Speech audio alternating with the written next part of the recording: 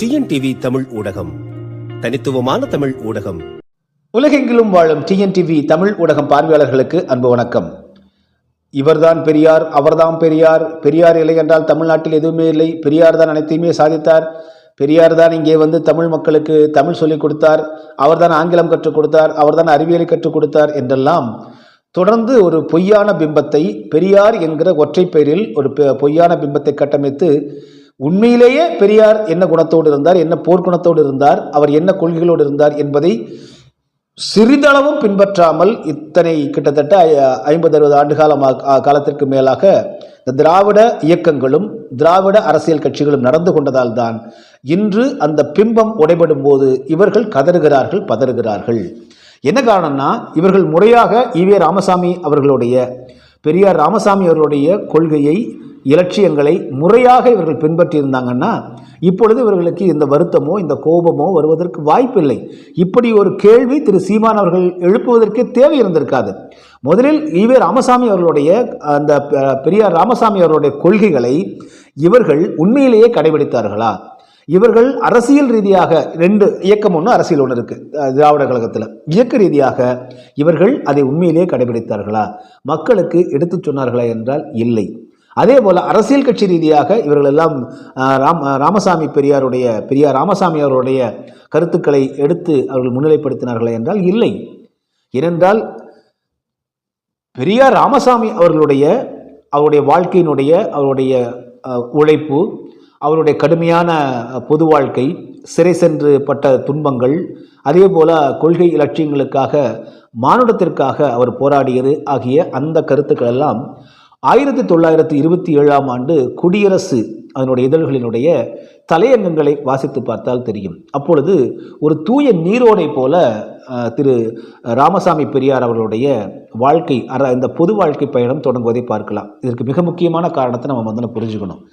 அப்பொழுது அவருடைய அமைப்பு சுயமரியாதை இயக்கம் என்பதாக இருந்தது. இந்த சுயமரியாதை இயக்கம் என்பதை வந்து ஈவே ராமசாமி பெரியார் ராமசாமி மட்டும்தான் தொடங்கினாரா என்றால் இல்லை. இந்த சுயமரியாதை இயக்கத்தை ராமசாமி பெரியார் மட்டும் தொடங்கலைங்க. அவர் உண்மையிலேயே வந்து பார்த்தீங்கன்னா திருவிக்கா என்று அழைக்கப்படக்கூடிய திருவி கல்யாண சுந்தரம் அவர்களும் ராமசாமி பெரியார் அவர்களும் 2 பேர் இணைஞ்சு தான் இந்த சுயமரியாதை இயக்கத்தை தொடங்குறாங்க. இது பற்றி திருவிக்கா வந்து ஒரு பின்னாடி எழுதுறாரு. தந்தை பெரியாரும் தாயாகிய நானும் இணைந்து மாயவரம் வள்ளலார் சன்மார்க்க சங்கத்தில் பெற்றெடுத்த குழந்தை தான் சுயமரியாதை இயக்கம் அப்படின்றார். அப்போ இவர்களுக்கு ஒரு இன்ஸ்பைரேஷனாக, ஒரு தூண்டுகோலாக இருந்தது திருவட்பிரகாச ராமலிங்க வள்ளல் பெருமானார் தான். வள்ளல் பெருமானார் தான் என்ன சொல்லிட்டாங்க, ஒட்டுமொத்தமாக ஈவே ராமசாமி பெரியார் அவர்களுடைய, ராமசாமி பெரியாருடைய ஒட்டுமொத்தமான வாழ்க்கை நீங்கள் வந்து பார்த்தீங்கன்னா அதை வள்ளலார் வந்து சுருக்கமாக சொல்கிறார். சாதியும் சமமும் மதமும் பொய்யென்று ஆதியில் உணர்த்திய அருட்பெருஞ்சோதின்னு சொல்லிடுறார். முடிஞ்சிருச்சா? எல்லாமே இதில் வந்துருச்சு. இதில் ராமசாமி பெரியாருக்கு உடன்படாத கருத்து இந்த அருட்பெருஞ்சோதி ஆண்டவர் என்கிற கருத்து உடன்படாது. அவர் மனிதர்களை மட்டும்தான் நம்புவேன், கடவுளை நம்ப மாட்டாங்கன்னு இருந்தவர்னு வச்சுக்கலாம். ஸோ இப்படிப்பட்ட நிலையில் முதல் இயக்கம் ராமசாமி பெரியாருடைய பொது வாழ்க்கையில் மிக முக்கியமான முதல் இயக்கம் இந்த சுயமரியாதை இயக்கம் 1920களில் தொடங்குறாங்க. அப்பொழுது தொடங்கினது யாரு? திருவிக்கா இருக்கிறார், 2 பேர் சேர்ந்து அவர்கள் உருவாக்கிய அமைப்பு தான் சுயமரியாதை இயக்கம். ஆனால் பிற்காலத்தில் திருவிக்கா பற்றி இப்போ யாருக்கா தெரியுமா? இந்த திராவிட இயக்கங்களும் திராவிட கட்சிகளும் என்றாவது அதை வெளியில் சொல்லியிருக்கா? ராமசாமி பெரியார் மட்டும் அவரை மட்டும்தான் முன்னிலைப்படுத்தினாங்க. அங்கிருந்து தான் இந்த பிம்ப கட்டமைப்பு தொடங்குகிறதே பார்க்கலாம். இவருடைய முதல் இதிலேயே வந்து தன்னோடு உடன் நின்று அந்த அமைப்பை உருவாக்கிய, அதே போல் அந்த அமைப்பில் பங்கேற்றவர்கள் அனைவருமே தமிழர்கள். அறிஞர் அண்ணாவாக இருக்கட்டும், கியாப்ப விஸ்வநாதம் அவர்களாக இருக்கட்டும், எல்லாருமே ஏராளமான பேர் அவங்க இருந்தாங்க. திருவிக்கா அவர்களும் ராமசாமி பெரியார் அவர்களும் இணைந்து மாயவரம் சமரச சுத்த சன்மார்க்கம், திருவருட்பிரகாச ராமலிங்க வள்ளல் பெருமானாருடைய மாயவரம் சன்மார்க்க அமைப்பில் சங்கத்தில் இருந்து அவர்கள் இருந்தபோது, அவர்கள் அங்கே அமர்ந்து இருந்தபோது தான் இந்த சுயமரியாதை இயக்கம் என்கிற அமைப்பையே தொடங்க வேண்டும் என்கிற எண்ணம் ஏற்படுகிறது. இதனால் தான் திருவிக்கா சொல்றாரு, நான் சுயமரியாதை இயக்கத்தினுடைய தாய் ராமசாமி பெரியார் வந்து பார்த்திங்கன்னா சுயமரியாதை இயக்கத்தினுடைய தந்தை, இருவரும் சேர்ந்து பெற்றெடுத்த குழந்தைதான் சுயமரியாதை இயக்கம். தற்பொழுது அந்த குழந்தை பெரியார் ராமசாமி அவர்களிடம் இருக்கிறது, நன்றாக வளர்ந்து கொண்டிருக்கிறது என்று எழுதியிருக்கார். ஆக இதிலிருந்து நமக்கு வந்து பார்த்திங்கன்னா இந்த சுயமரியாதை இயக்கம் என்கிற அமைப்பிலேயே முதல் பங்களிப்பு தமிழர் திருவிக அவர்களால் அளிக்கப்பட்டிருக்கிறது. அதற்கு பிறகு கருத்து வேறுபாடு ஏற்பட்டு பிரிஞ்சு போயிடறான்னு வச்சுக்கோங்களேன். அவரோடு வந்து பார்த்திங்கன்னா தொடக்கத்தில் இது போன்ற கொள்கைகளோடு தமிழர் ஆதரவு கொள்கைகளோடு தமிழருடைய அறத்தை எல்லாம் நீங்கள் தொடர்ந்து வந்து முன்னிலைப்படுத்துவார் ராமசாமி பெரியார் என்று எண்ணி இருந்தவர்கள் எல்லாம் அவ்வாறு அவர் செய்யாத காரணத்தினால தான் பிரிஞ்சு போகிறாங்க. அப்போ இங்கிருந்தே நீங்கள் ஒவ்வொன்றா நீங்கள் வந்து பார்த்தீங்கன்னா அதனுடைய தொடக்கம் இருக்கிறது. ஸோ இதற்கு பிறகு இந்த சுயமரியாதை இயக்கம், இந்த சுயமரியாதை இயக்கத்தில் வந்து பார்த்திங்கன்னா அந்த காலகட்டங்களில் மிக முக்கியமாக சுயமரியாதை, மக்களுக்கு சுயமரியாதை வேண்டும். இந்த பார்ப்பன பிராமணியம் என்று சொல்லக்கூடிய பார்ப்பன அவர்கள் வைத்திருக்கக்கூடிய இந்த சாதி ஏற்றத்தாழ்வு, மதம், கடவுள் வழிபாடு ஆகியவற்றின் பெயரால் அவர்கள் நம்மை ஒடுக்குவதற்கு எதிரான செயல்பாடு. இந்த பெயரில் நீ ஒடுக்காத அப்படின்னு தான் சொல்கிறாங்க. இப்போ வள்ளல் பெருமானார் என்ன சொல்லுவாங்க, இந்த பறவைகளை மிருகங்களை வந்து பலியிடுவதை இறைவனின் பெயரால் செய்யாத அப்படின்னு சொல்லுவாங்க. இது மிக முக்கியமாக கவனிக்கணும். அதுபோல் இவர்கள் வந்து பார்த்திங்கன்னா இறைவனுடைய பெயரால், கடவுளின் பெயரால், மதத்தின் பெயரால் நம்மை அடக்கி ஒடுக்குகிறார்கள் என்பதற்கு எதிராக எழுந்த ஒரு அமைப்பு தான் சுயமரியாதை இயக்கம். அதனுடைய கொள்கையில் மிக முக்கியமானது இது. அப்புறம் நீங்கள் வந்து பார்த்தீங்கன்னா சமதர்மம் என்பது அனைவரும் ஈக்குவாலிட்டி என்று ஆங்கிலத்தில் சொல்லுவாங்க. அனைவருக்கும் சமமான சமூக நீதி அப்படின்னு இப்போ சொல்கிறாங்க இல்லைங்களா, அதை சமதர்மம் தான் சொல்லியிருக்காரு பெரியார் அவர்கள். அதற்கு பிறகு நீங்கள் வந்து பார்த்தீங்க அப்படின்னா மிக முக்கியமாக இதற்கு ஆதாரமாக இருக்கக்கூடிய பார்ப்பன எதிர்ப்பு. இதுதான் அன்று வந்து பார்ப்பனர் அல்லாத பிராமணர் அல்லாதவர்களுக்கான நலனை முன்னிறுத்துவதற்கான அமைப்பு. சுயமரியாதை இயக்கத்தினுடைய அடிப்படை கொள்கையே இதுதாங்க. இதுவரைக்கும் எந்த இதுவுமே இல்லைங்க. அருமையான உரைகள், அருமையான தலையங்கங்கள் குடியரசு இதழில் பெரியார் ராமசாமி அவர்களுடைய. அதற்கு பிறகு வந்து பார்த்திங்கன்னா பல பொதுக்கூட்டங்கள், பேச்சுக்கள் இதெல்லாமே நல்லா போயிட்டுருக்கு. இதுவரைக்கும் எந்த ப்ராப்ளமே இல்லைன்னு வச்சுக்கலாம். இருந்தாலும் அதுக்குள்ள இந்த கருத்து வேறுபாடுகள், முரண்கள்லாம் இருந்தாலும் சுயமரியாதை இயக்கமாக அனைவரும் ஒன்று சேர்ந்திருந்தாங்க. அண்ணா உட்பட பலரும் வந்து அந்த அமைப்பில் இருந்தாங்க. இப்போது 1944ஆம் ஆண்டு என்ன ஆகுதுன்னா, முன்னதாக 1937ஆம் ஆண்டு, 44க்கு முன்னாடி 37 வந்து நம்ம அந்த வரலாறு, அதுதான் மிக முக்கியமான, இதுவரை வெளியே அதிகம் சொல்லப்படாத வரலாறு. இப்படி வந்து தொடர்ந்து வந்து சுயமரியாதை இயக்கம் செயல்பட்டு கொண்டிருக்கிறது. அதன் பிறகு காங்கிரஸ் இயக்கத்தில் சேர்றாரு பெரியார் ராமசாமி அவர்கள். அதுதான் முதல் அவருடைய அரசியல் இயக்கத்தினுடைய நுழைவு. அதுக்கு பிறகு 6 ஆண்டுகளில் வெளியே வந்துடுறார். 6 ஆண்டுகளில் 1919 காங்கிரஸில் சேர்ந்து 25 வெளியில் வந்துடுறார். இதற்கு பிறகு 1937 அதுவரையிலும் காங்கிரஸ் என்பது வந்து ஒரு விடுதலை இயக்கமாக செயல்பட்டு கொண்டிருந்த காங்கிரஸ் கட்சி, காங்கிரஸ் பேர் இயக்கம் அப்படின்னு சொல்லுவாங்க. அது 1937 மதராஸ் மாகாணம், இப்போ வந்து சென்னை தமிழ்நாடுன்னு சொல்கிறோம். அப்போ வந்து பார்த்திங்கன்னா மெட்ராஸ் பிரசிடென்சி என்ற ஆங்கிலத்திலும், தமிழில் மதராஸ் மாகாணம் என்று அழைக்கப்பட்டது. மொத்தமே இந்தியாவை வந்து பிரிட்டிஷ்கார ஒரு 4 மாகாணங்களாக பிரிச்சுக்கிட்டான். மும்பை மாகாணம், கொல்கத்தா மாகாணம், அப்புறம் வந்து 3ஆக பிரிச்சுக்கிட்டான். அதுக்கப்புறம் வந்து மதராஸ் மாகாணம் பிரிஞ்சுக்கிட்டா, வடகிழக்கு ஒன்று தனியாக பிரிச்சுட்டான்னு வச்சுக்கோங்களேன். இப்போது இங்கே மதராஸ் மாகாணத்தை பொறுத்த வரைக்கும் அதில் வந்து இப்போது இருக்கக்கூடிய தமிழ்நாடு, புதுச்சேரி, கேரளா, ஆந்திரா, அப்புறம் ஒரிசாவினுடைய ஒரு பகுதி, அப்புறம் வந்து கர்நாடகாவின் ஒரு பகுதி, மிக முக்கியமாக மைசூர் பகுதி, அது வந்து அந்த பிரசிடென்சி இது நம்மோட இணைஞ்சிருந்தது. இதெல்லாம் சேர்ந்தது தான். அப்போது மதராஸ் மாகாணத்தில் தமிழர்கள், கன்னடர்கள், தெலுங்கர்கள், துளு பேசக்கூடியவர்கள், அதே போல் மலையாளம் பேசக்கூடியவங்களாம் இணைஞ்சிருந்தாங்க. இதுதான் மதராஸ் மாகாணம். இந்த மதராஸ் மாகாணத்தினுடைய ஹெட் குவார்ட்டர்ஸ், தலைமையகம் எங்கே இருக்குது? சென்னையில் இருக்குது. முதல்ல இதை புரிஞ்சுக்கணும். அப்போ சென்னையில் இருக்கும்போது அனைவருமே பெரும்பான்மையாக தமிழர்களாக இருப்பார்கள். எனவே வந்து பார்த்திங்கன்னா தமிழ்நாட்டை அடிப்படையாக கொண்டு தான் அன்றைக்கி வந்து தலைநகரமே இருந்தது அப்படிங்கிறத நம்ம பார்க்குறோம். இப்படிப்பட்ட நிலையில் இந்த காங்கிரஸ் கட்சிக்கு தலைவராக பொறுப்பேற்கிறாரு ஈவே ராமசாமி பெரியார் அவர்கள். அவர் வந்து பார்த்திங்கன்னா இந்த காங்கிரஸ் கட்சியில் இருந்தபோது தான் மகாத்மா காந்தி மீது அளவு கடந்த பக்தியும் அன்பும் கொண்ட ராமசாமி பெரியார் அவர்கள் என்ன பண்ணுறாருன்னா, அவர் வந்து தன்னுடைய புகைப்பிடிக்கும் பழக்கத்திலிருந்து எல்லா பழக்கங்களிலும் விட்டுட்டு கதர் ஆடை அணிய தொடங்கி, அவர் வீட்டில் குடும்பத்தில் அவர் மனைவி, அவருடைய அம்மா அனைவருக்குமே வந்து கதர் ஆடை அணிய வேண்டும் என்று சொல்லி கதர் ஆடை இவரே வந்து தெருவாக சுமந்து கொண்டு சென்று கதரை வந்து ப்ரமோட் பண்ணுறார்.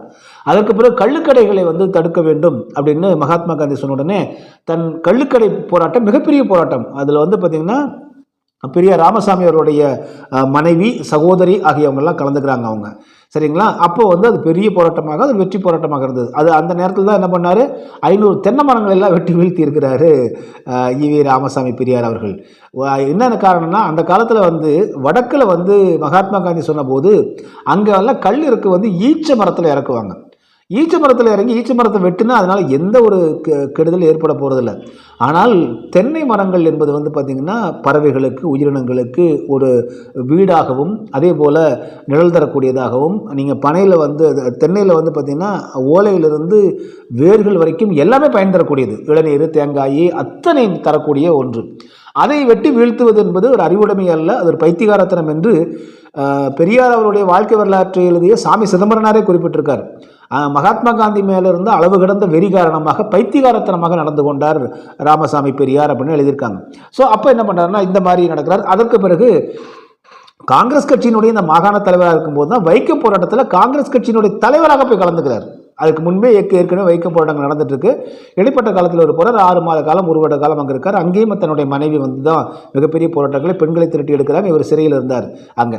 ஸோ அதன் பிறகு அப்பொழுது வந்து பார்த்தீங்கன்னா காங்கிரஸ் கட்சியினுடைய செலவு பணம் 25,000 எடுத்து தான் அவர் வந்து அங்கே வந்து வைக்கத்துக்கே போறார்.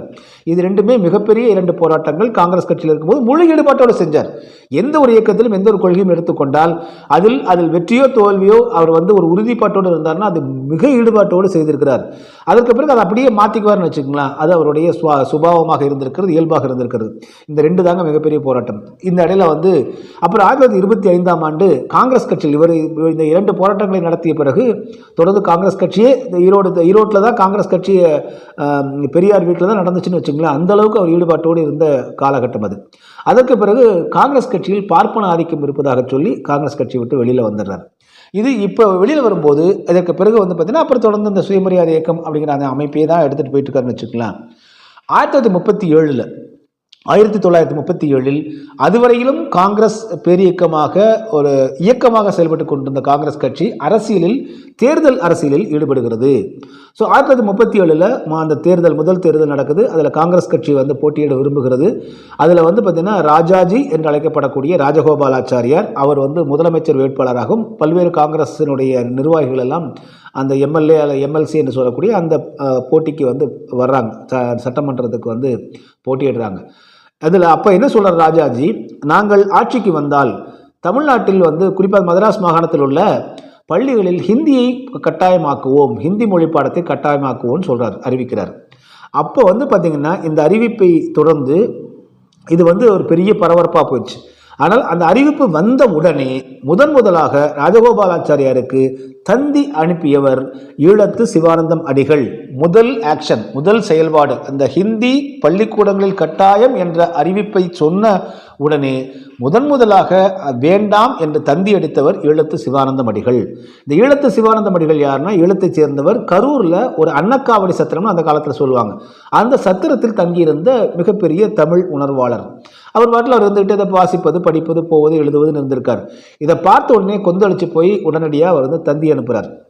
அதன் பிறகு என்ன செய்கிறாருன்னா இது எப்படியாவது நிறுத்தி ஆகணும் அப்படின்னு சொல்லிட்டு அடுத்த ஒரு அறிக்கை வெளியிடுறார். என்ன அறிக்கை வெளியிடுறாருன்னா, இந்த காங்கிரஸ் வேட்பாளர்கள் உள்ளிட்ட எந்த வாக்காளர்களே உங்களிடம் வந்து வாக்கு கேட்டால் இந்த ஹிந்தி கட்டாயத்தை நாங்கள் வந்து அனுமதிக்க மாட்டோம் என்று கூறுபவர்களுக்கு மட்டும் வாக்களியுங்கள் அப்படின்னு அறிக்கையை வெளியிடுறார் முதல்ல. அது 2வது அவருடைய செயல்பாடு. எல்லாம் தமிழ்நாடு முழுவதும் அந்த அறிக்கையை அவருடைய செலவுக்கு உட்பட்டு பண்ணுறார்.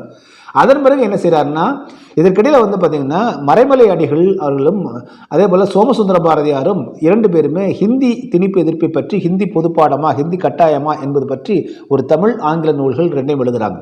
அந்த 2 நூல்களையும் 15,000 படிகள் காப்பீஸ் எடுத்து வந்து தமிழ்நாடு முழுவதும் இலவசமாக கொடுத்தவர் ஈழத்து சிவானந்தம் அடிகள். அவர்கிட்ட பணம் கிடையாது, அங்கே இருக்கக்கூடிய வசதி படைத்தவர்களிடம் சொல்லி இதை செய்கிறாரு. அதற்கு பிறகு என்ன பண்ணுறாருன்னா, இது இப்படியே விட்டால் பார்த்தாது, உடனே இதை வந்து நம்ம போராட்டமாக மாற்றியாக வேண்டும் என்று ஈழத்து சிவானந்தம் அடிகள் முடிவு செய்து இந்த போராட்டம் வந்து 1/6/38 ஜூன் மாதம் 1ஆம் தேதி நடத்தலாம் சொல்லிட்டு முன்னதாக மே மாதம் 25ஆம் தேதியே அனைவருமே இந்த போராட்டத்திற்கு சென்னைக்கு வந்து விட வேண்டும் என்று ஒரு அழைப்பு கொடுக்கிறார். இப்படிப்பட்ட ஒரு அறிக்கையை எடுத்துக்கொண்டு ஈரோட்டில் உள்ள ராமசாமி பெரியார் அவர்களுடைய அந்த குடியரசு அச்சகத்துக்கு போகிறார். போய் அவர்கிட்ட கொடுக்குறார், பெரியார்கிட்ட இந்த அறிக்கையை வந்து உங்கள் குடியரசு விடுதலை இதெல்லாம் வெளியிடுங்க, எல்லாரும் நாங்கள் வந்து போராட்டம் பண்ண போகிறோன்னு சொன்னால் படித்து பார்த்துட்டு இதெல்லாம் காங்கிரஸ்கார செய்ய சண்டித்தனம்ப்பா, அதெல்லாம் சத்தியாகிரகம், இதெல்லாம் பொய், எனக்கு அதெல்லாம் உடன்பாடு இல்லை, அதெல்லாம் வந்து பப்ளிஷ் பண்ண முடியாது போ அப்படின்னு நினச்சிட்றாரு. அதன் பிறகு வெளியே வந்துட்டு அங்கே உள்ள சண்முகநாதன் அப்படிங்கிற இன்னொரு நண்பரை சந்தித்து ஈரோட்டில் அவரிடம் சொல்லி ரத்னா பதிப்பகம் என்கிற அச்சகத்தில் அச்சடிக்கப்பட்டு தமிழ்நாடு முழுவதும் அந்த அறிக்கை விநியோகிக்கப்பட்டது. விநியோகிக்கப்பட்ட உடனே என்ன பண்ணார், சென்னைக்கு போகிறார். சென்னைக்கு போய் சிடி நாயகம் என்கிற ஒருத்தரை சந்திக்கிறாங்க. அவங்க சிடி நாயகமா சிடி நாயகமான்னு எனக்கு தெரியல, நாயகம் அவரை போய் சந்திக்கிறாங்க. அப்போ போய் சந்தித்து அவருக்கு வந்து பார்த்திங்கன்னா முதலமைச்சர் வீட்டுக்கு பக்கத்துலேயே, முதலமைச்சருடைய அவர் தங்கியிருக்காங்களா அந்த குவார்ட்டர்ஸுக்கு பக்கத்துலேயே அவருக்கு ஒரு இடம் உண்டு. அந்த இடம் உண்டு. அந்த இடத்த வந்து இவர் கேட்குறாரு, ஐயா இந்த மாதிரி நாங்கள் வந்து ஹிந்தி திணிப்பு எதிர்ப்பு போராட்டம் பண்ணுறோம், தயவுசெய்து உங்களுக்கு இடத்த கொடுக்கணும்னு கேட்டால் நாயகம் அவர்கள் கொடுத்துட்றாங்க, வச்சுக்கோங்கன்னு. அப்போ இந்தி எதிர்ப்பு நிலையம் அப்படின்னா அந்த இடத்துக்கு வந்து அப்போவே பேனர்லாம் வச்சு இவர் சண்முகானந்த அடிகள் அப்படின்னு இன்னொரு 3 துறவிகள் தான் இதை வந்து ஈழத்து சிவானந்த அடிகள் போன்ற 3 துறவிகள் தான் அதை முன்னெடுக்கிறாங்க. இதை எடுத்து அங்கே இந்தி எதிர்ப்பு நிலையம் அமைக்கப்பட்டாச்சு. 25ஆம் தேதி மே மாதம் 38வது வருஷம் காத்திருக்காங்க. கிட்டத்தட்ட அன்றிலிருந்து தொடங்கி வந்து பார்த்திங்கன்னா ஒரு 120 பேர். நீங்கள் விளையாட்டு இல்லைங்க, ஒட்டுமொத்தமாக மதராஸ் மாகாணம், தெலுங்கர்கள், கன்னடர்கள், மலையாளிகள் என்று இருக்கக்கூடிய அவ்வளவு பெரிய மாகாணம். அதில் ஹிந்தி திணிப்பை எதிர்த்தவர்கள் பள்ளிக்கூடங்களில் வந்து பார்த்தோன்னா தமிழர்கள் மட்டும்தான். கன்னடர்களோ மலையாளிகளோ ஆந்திரர்களோ தெலுங்கர்களோ எதிர்க்கலை. ஏன்னா அவங்களுக்கு ஹிந்தி என்பது அவருடைய வாழ்க்கையில் அவருடைய மொழியோடு ஒன்றி போனதுனால அவங்க எதிர்க்க வேண்டியதில்லை. ஆனால் தமிழ் எந்த மொழியும் சார்ந்தது கிடையாது. தமிழில் உள்ள எல்லா எழுத்துக்களை, பிறமொழி எழுத்துக்களை எடுத்துட்டினாலும் தமிழ் தனித்து இயங்கும். எனவே நமக்கு சமஸ்கிருதமோ ஹிந்தியோ தேவை கிடையாது. இந்த அடிப்படையில் என்ன ஆகுதுன்னு வந்து பார்த்தீங்கன்னா, அப்பொழுது முதலாக எதிர்ப்பவர்கள் தமிழர்கள், ஈழத்து சிவானந்தமடி அடிகள், அதே போல் சோமசுந்தர பாரதியார், அப்புறம் மறைமலை அடிகள், இப்படி தான் தமிழர்கள் தான் எதிர்க்கிறாங்க, தமிழ் தலைவர்கள் தான் எதிர்க்கிறாங்க. ஆனால் இதை போராட்டமாக, மறியல் போராட்டமாக மாற்றி அதை முன்னெடுத்தவர் ஈழத்து சிவானந்தமடிகள். இதுதான் கவனிக்கணும். மற்றவங்களாம் வந்து பொதுக்கூட்டங்கள் நடத்தினாங்க, கூட்டங்கள் பேசினார்கள். ஆனால் மறியல் போராட்டமாக முன்னெடுத்தவர், அவர் களப்போராட்டமாக முன்னெடுத்தவர் ஈழத்து சிவானந்தமடிகளும் சண்முகானந்த அடிகள், அவருடைய நண்பர்கள் எல்லாம் 3 துறவிகள் சேர்ந்து தான் பண்ணுறாங்க. அப்போ இப்படி ஒரு அந்த இடத்துல வந்து சென்னையில் வந்து முதலமைச்சர் வீட்டு பக்கத்தில் அதை ஹிந்தி எதிர்ப்பு நிலையத்தை வந்து உருவாக்குறாங்க. 25 மே மாதம் 1938ஆம் ஆண்டிலிருந்து அந்த 1ஆம் தேதிக்குள்ள 120 பேர் தமிழ்நாடு முழுவதும் வந்தாங்க. அதில் அப்படி வந்தவர்கள் தான் தாளமுத்து, நடராசன் போன்றவர்கள் எல்லாம். அப்போல்லாம் திராவிடர் கழகமே உருவாகலை, திராவிட முன்னேற்ற கழகம் உருவாக கிடையாது, சரிங்களா? அப்போ வந்து பெரியார் சுயமரியாதை இயக்கத்தில் தான் இருந்துட்டு இருக்காரு அவர்.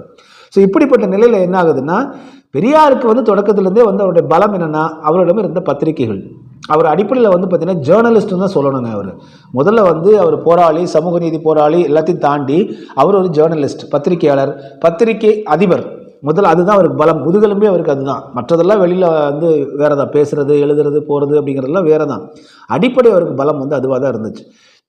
அப்போ என்ன செய்கிறாருன்னா, கிட்டத்தட்ட வந்து 3வது நாள்லேயே 60 பேர் பக்கமாக கைதாயிட்டாங்க. ஏன்னா அரசாங்கம் விடுமா அது சிஎம் வீட்டுக்கு பக்கத்தில் பண்ணால் விட்டுருவாங்களா?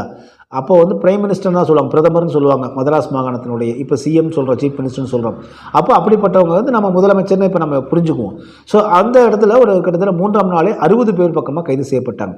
3வது நாள் அந்த இந்திய எதிர்ப்பு நிலைய போராட்ட களத்துக்கு வராரு நம்ம பெரியார்.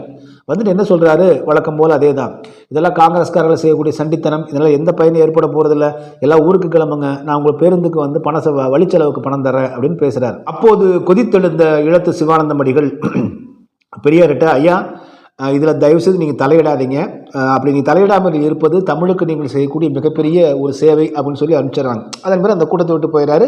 அப்புறம் அந்த இடத்தை கொடுத்த நாயகம், அவரோட வீடு அங்கே தானே இருக்குது, அங்கே போய் அமர்ந்து பேசிகிட்டு இருக்கும்போது நாயகம் அவர்கள் சொல்கிறாங்க, இல்லைங்க ராமசாமி நாயக்கரே, இது வந்து மிக முக்கியமான ஒரு போராட்டம், இது வந்து தமிழ் மக்களுக்கு ஆனது அப்படின்னு சொன்ன உடனே, சரி இது பெரிய போராட்டமாக வரும்னு தெரிஞ்ச உடனே மீண்டும் தன்னை வந்து இணைச்சிக்கிறாரு பெரியார். இதுதான் தொடக்கம்.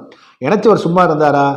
அப்போது ஒவ்வொருத்தராக சிறைக்கு போயிட்டு இருக்காங்களா, ஏற்கனவே 60 பேர் சிறைக்கு போயிட்டாங்க. அப்படி வந்து ஈழத்து சிவானந்தமடிகளும் சிறைக்கு போகிறார். சிறைக்கு போன உடனே இவர் என்ன பண்ணுறாரு, அந்த போராட்டத்தையே தாம் நடத்தி இது போல் எடுத்துக்கிறார்.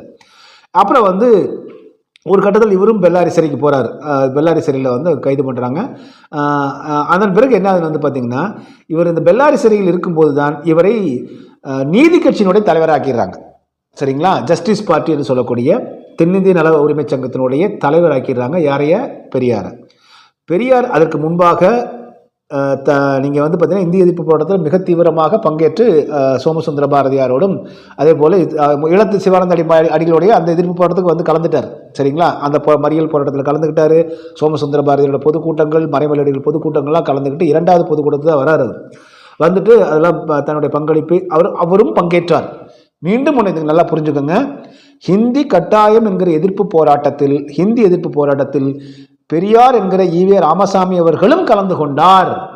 இதுதான் மிக முக்கியமாக நம்ம வரலாற்றில் பதிய வேண்டிய ஒன்று. அவர் மட்டும்தான் செய்தார் இல்ல, அவர் மட்டும்தான் முன்னெடுத்தார் இல்ல. நம்ம பார்த்தோம் அவர் கலைப்பதற்கான முயற்சியில தான் பண்ணார். இது சண்டித்தனா, காங்கிரஸ்காரர் பண்ணி சண்டித்தம், போங்கப்பா ஊருக்கு போங்கப்பா, வழிச்செலவுக்கு பணம் தரேன்னு சொன்னவர் அவர். இவரா பெரியார் தமிழர்களுக்கு? இதுதான் கேள்வி நம்ம மிக முக்கியமாக இந்த இடத்துல கேட்கணும். இவரா தமிழர்களுக்கும் தமிழுக்கும் சேவை செய்த பெரியார் என்கிற கேள்வி நம்ம இப்போ கேட்டுக்கணும். சரி, இப்போ இந்த இந்திய எதிர்ப்பு போராட்டத்தை அடுத்து என்ன நடந்தது, இதனூடாக அந்த போராட்டம் வெற்றி பெற்றதா அப்படிங்கிறத பகுதி 2 பார்க்கலாம். மீண்டும் மற்றொரு காணொலியில் உங்களை சந்திக்கிறேன். அதுவரை நன்றி, அன்பு, வணக்கம். டிஎன்டிவி தமிழ் ஊடகம், தனித்துவமான தமிழ் ஊடகம்.